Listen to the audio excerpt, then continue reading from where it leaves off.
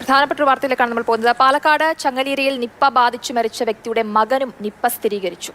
Manjeri medical കോളേജിൽ നടത്തിയ പരിശോധനയിലാണ് നിപ്പ പോസിറ്റീവായത്. പ്രസാദ് കുമാർ വിവരങ്ങളുമായി ചേരുകയാണ്. പ്രസാദ്, മരിച്ചയാൾക്കൊപ്പം സഹായിയായി നിന്നിരുന്ന മകനാണ്. മകൻ ഇപ്പോൾ നിപ്പയുടെ ലക്ഷണങ്ങളുണ്ട്, സ്ഥിരീകരിച്ചു എന്നുള്ള വിവരങ്ങളാണ് ലഭ്യമാകുന്നത്. എത്രത്തോളം ഗൗരവകരമായ സാഹചര്യമാണ്, എന്താണ് വിവരങ്ങൾ? വളരെ ഗുരുതരമായ സാഹചര്യമാണ് മണ്ണാർക്കാട് ചങ്ങലേരി ഭാഗത്ത് ഉണ്ടാകുന്നത്. നമ്മൾ നേരത്തെ ഒരു വാർത്തയിൽ പറഞ്ഞാൽ അവിടെ ചെറിയ സംഘർഷം ആ ഭാഗത്ത് തന്നെയാണ് ഇപ്പോൾ നിപ്പ വീണ്ടും സ്ഥിരീകരിച്ച വാർത്തയും കൂടെ വന്നത്. നേരത്തെ നിപ്പ സ്ഥിരീകരിച്ച് നിപ്പ ബാധിച്ച് മരിച്ച വ്യക്തിയുടെ മകനാണ് ഇപ്പോൾ നിപ്പ സ്ഥിരീകരിച്ചിരിക്കുന്നത്. അതാണ് ഏറ്റവും ഗൗരവകരമായ കാര്യം. മഞ്ചേരി മെഡിക്കൽ കോളേജിൽ ആണ് പരിശോധന നടത്തിയ അദ്ദേഹം നേരത്തെ തന്നെ ഐസൊലേഷനിലായിരുന്നു. പക്ഷേ ഉപ്പയ്ക്ക് നിപ്പ വരുന്ന സമയത്ത് അദ്ദേഹം ഈ ഉപ്പയോടൊപ്പം മെഡിക്കൽ കോളേജിൽ ഉണ്ടായിരുന്നു.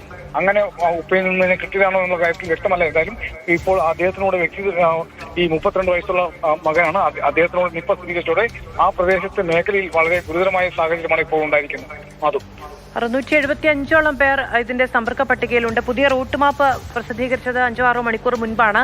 ഈ മേഖല കേന്ദ്രീകരിച്ച് എത്രത്തോളം ജാഗ്രതാ നിർദ്ദേശങ്ങളുണ്ട്? കുറച്ച് ദിവസമായി മൂന്ന് ദിവസമായി ആ മേഖലയിൽ കണ്ടെയ്ൻമെന്റ് സോണായി പ്രഖ്യാപിച്ചിട്ടുണ്ട്.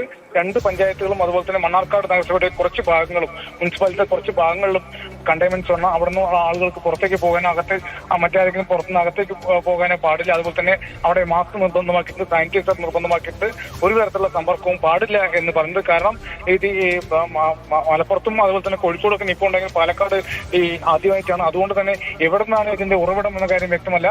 നേരത്തെ നിപ്പ ബാധിച്ച് മരിച്ച വ്യക്തി അട്ടപ്പാടിയിലേക്കും മറ്റും KSRTC ബസ്സിൽ പോയിട്ടുണ്ട്, 2 ആശുപത്രികളിൽ പോയിട്ടുണ്ട്. അപ്പോൾ ഈ മകന് മാത്രമല്ലാതെ മറ്റാർക്കെങ്കിലും കൂടെ ഈ സമ്പർക്കം ഉണ്ടായി അതിലൂടെ രോഗം ബാധിക്കുമോ എന്നൊരു ആശങ്ക നിലനിൽക്കുകയാണ്. അപ്പോൾ ഇപ്പോൾ മകന് കൂടെ ബാധിക്കും. അപ്പോൾ കൂടുതൽ പേർക്ക് ഈ രോഗബാധ ഉണ്ടാവാനുള്ള സാധ്യത ജില്ലാ ഭരണകൂടം മുൻകൂട്ടി തന്നെ കണ്ടതുകൊണ്ടാണ് നേരത്തെ തന്നെ കണ്ടെയ്ൻമെന്റ് സോൺ ആക്കിയിരിക്കുന്നത്.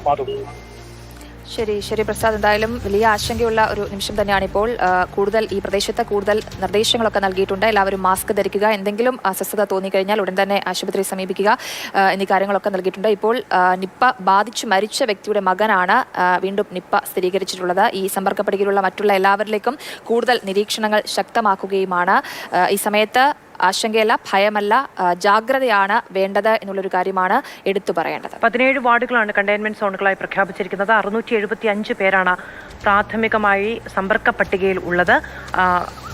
12 പേർ ഐസൊലേഷനിൽ ഇപ്പോഴും കഴിയുന്നുണ്ട്. അതിനിടയിലാണ് ഈ മരിച്ചയാളുടെ മകനും നിപ്പ സ്ഥിരീകരിക്കുന്നത്.